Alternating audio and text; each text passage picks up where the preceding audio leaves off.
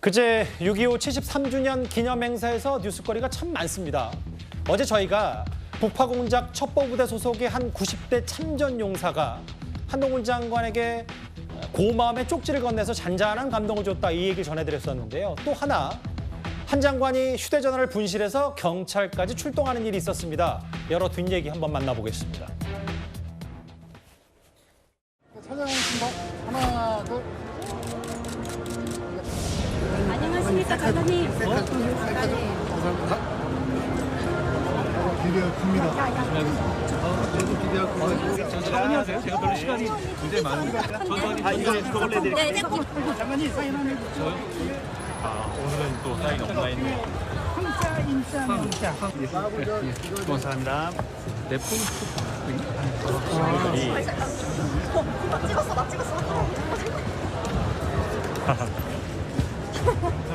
좀 내려놓으시라고. 나보다 더 찍으래.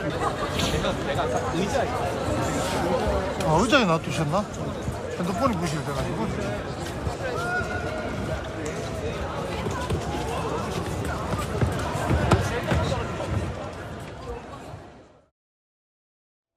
한동훈 장관의 일거수일투족이 꽤 관심거리니까. 네. 실제로 휴대전화를 잃어버렸다 찾은 얘기도 꽤 어제 오늘 회자가 돼서 한 장관 측은 저 쪽지, 그러니까 한 90대 노병의 고마움을 표현한 쪽지를 좀 알리고 싶다가 그것 때문에 휴대전화 의자에 두고 왔다, 뭐 이렇게 좀 알려지고 있더라고요.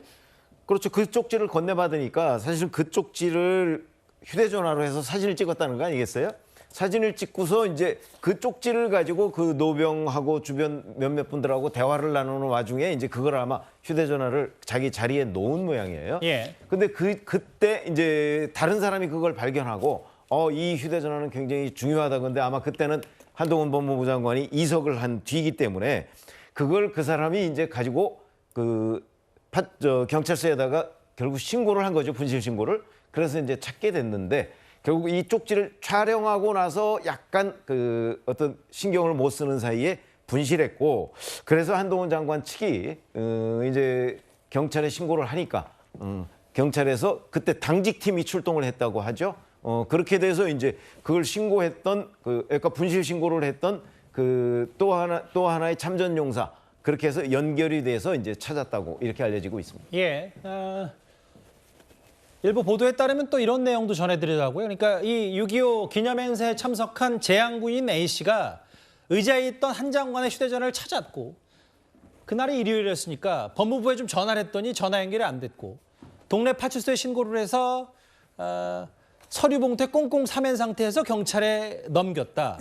그래서 누군가 나쁜 마음을 가져갈 것 같아서 그랬다. 이게 지금 재향군 A씨가 휴대전화를 찾아주게 된 뭐 이런 내막을 하나하나 설명했는데, 근데 제가 어제 오늘 가장 많이 받은 질문 중에 하나가 휴대전화 잃어버렸다고 경찰까지 출동하냐, 뭐 이런 질문을 제가 주변에서 많이 받았는데, 이게 절도 가능성이 있고 휴대전화 분실에 대한 그 무게감이 다르기 때문에 그래서 경찰이 출동하는 게 당연하다. 이게 좀 법적 해석이라면서요? 맞습니다. 그래서 여기서 정확히 해야 되는 게 분실이다라고 얘기하니까 그럼 내 잃어버린 핸드폰도 경찰에서 찾아주나요? 자꾸 이제 이런 댓글이 달리는 건데, 예. 정확하게 얘기하면 내가 그냥 잃어버린 분실이 있고, 지금 한동훈 장관은 지금 나 의자에 놨었는데 라는 말이 지금 그 영상에도 나오거든요.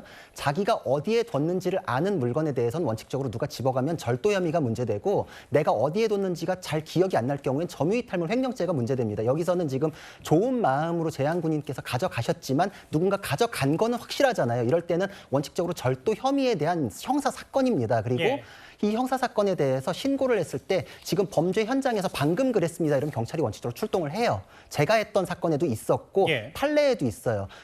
교통카드 5장 몇만 원 안 하죠. 이거에 대해서 어떤 사람이 습득한 거 가지고 점유이탈물 횡령죄로 심지어 재판까지 받았던 사례도 있고, 아하. 그리고 어떤 사람이 노트북을 버스 정류장에서 앉아서 치다가 버스 타려고 깜빡 옆에 내려놓은 거를 그냥 놓고 가버렸어요. 그러니까 다른 사람이 그걸 발견하고서 이거 누가 놓고 갔나 이러고서 그냥 자기가 찾아줄 마음에 버스를 탔는데 CCTV 역추적해가지고 그 사람 집까지 가가지고 그러니까 체포까지는 아니고 기소를 해가지고 그 사람이 재판까지 받았던 사례도 있거든요. 훔쳤다고 뭐 간주가 되면. 그렇죠. 그러니까 이분께서 그래서 대처를 잘하신 건데 아까 그 노트북 사건 같은 경우에는 이분이 기소됐을 때 무죄는 결국 받으셨는데 자기가 분실물 신고에 대해서 검색도 해보고 신고를 하려고 그러다가 시간이 좀 지났어요. 그래가지고 이제 의심을 샀던 사례가 있는데 이런 사례는 형사 사건으로 굉장히 많고 신고를 했을 때 방금 그랬습니다. 현장에 있습니다. 그럼 경찰이 옵니다. 그러니까 무슨 특별 대우를 받았거나 이게 아니라 절도 혐의가 문제됐던 사례이기 때문에 그런 것이고 그냥 내가 며칠 전에 잃어버렸습니다란 그냥 분실 사례하고는 다릅니다. 그러니까 자꾸 분실 휴대폰이다 자꾸 이러니까 헷갈리시는 건데 이거는 그때 현장에서 누군가 가져간 것까지는 확인이 됐었기 때문에 절도 가능성이 있으니까. 그렇죠. 절도 가능성이 있기 때문에 신고를 알겠습니다. 하면 다른 국민들의 경우에도 경찰이 옵니다.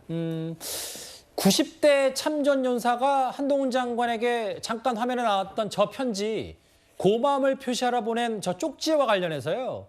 어제 저희 뉴스탑텔에 꽤 많은 댓글들을 좀 달아주셨습니다. 그런데 얼마 전에 생활고에 시달리다가 마트에서 반찬을 훔친 6.25 전쟁의 참전 유공자의 사연도 뒤늦게 회자가 되고 있습니다.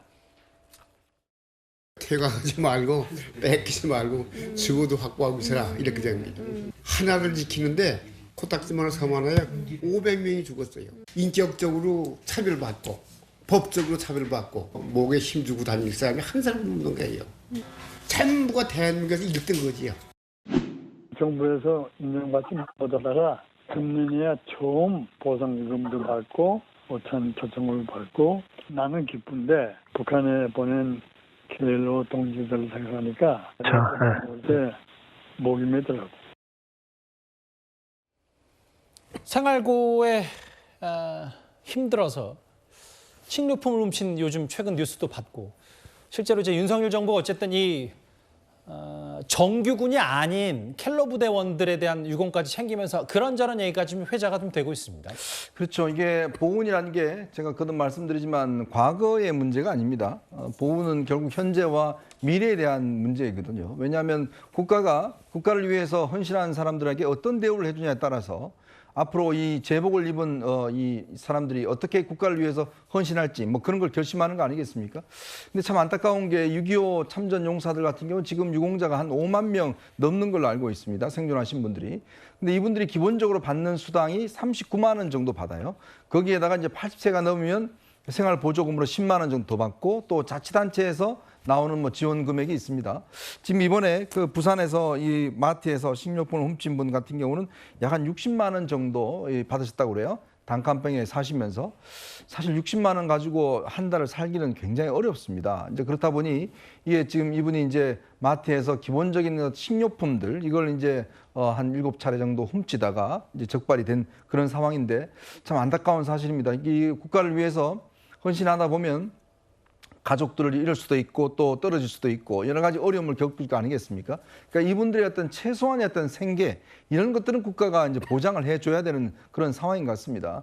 그렇다 보니까 각계에서 이번 소식이 전해지니까 많은 온정의 손길들이 이어지고 있는 것 같습니다. 그 어제 오늘 뭐 휴대전화 뭐 분실 얘기와 그 고마움의 쪽지를 받은 한동훈 장관 때문에 많이 주목을 좀 받고 있는데.